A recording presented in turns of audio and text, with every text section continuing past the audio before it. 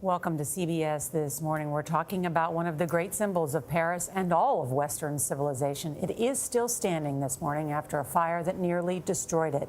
Flames brought down the spire and much of the roof at Notre Dame Cathedral yesterday. And think about this, it's the start of Holy Week. This morning, the fire is out, and prayers and offers of help are coming in from all around the world. The cathedral's main altar is covered in debris right now, but much of the historic interior appears to be okay, and that's great news. The fire started during a major renovation project. Seth Doan is outside Notre Dame right now in the heart of Paris, a familiar sight to millions of Americans. Seth, this is tough. Good morning. Good morning. The Paris prosecutor is saying that they are working under the belief that this fire was started by an accident, and there are around 50 people working on the investigation. Paris today is stunned, is heartbroken, and newspaper writers have been trying to put those emotions into words. This headline reads, "Tears." This one reads, "Disaster." As vicious flames engulfed the 850-year-old masterpiece of Gothic architecture, France's president said a part of us is burning. I saw a lot of people crying on the streets, and it's all because it's the symbol of France, it's the symbol of generations. The fire broke out in the attic around 6:50 local time, about 5 minutes after Notre Dame closed for the day. It spread to the roof at the rear of the cathedral. In less than an hour, flames spread to its giant spire, which just 13 minutes later collapsed.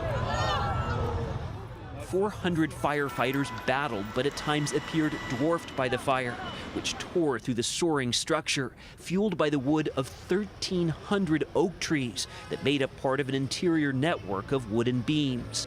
Dropping heavy water from the air was not an option for fear it had caused the entire structure to collapse. 2/3 of the roof was ravaged. But medieval stonemasons may have saved Notre Dame by doing such a good job on the buttresses that survived the fire.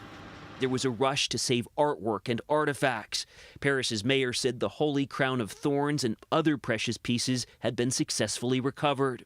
Today we're getting our first look inside, where the cross on the altar appears to shine amid the devastation. Stone saints look toward firefighters, and some pews survived.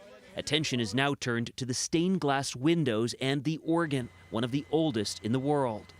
Notre Dame had become one of the most popular sites in Paris, attracting about 30,000 visitors a day, around 13 million a year. During the fire, onlookers crowded onto bridges and streets, watching in horror. Powerless, some prayed or broke into song. The French president was defiant. The worst has been avoided, he said, adding, "We will rebuild." Other presidents, a pope, and people around the world have been paying tribute and also making pledges to help rebuild Notre Dame, already in the hundreds of millions of dollars. Gail?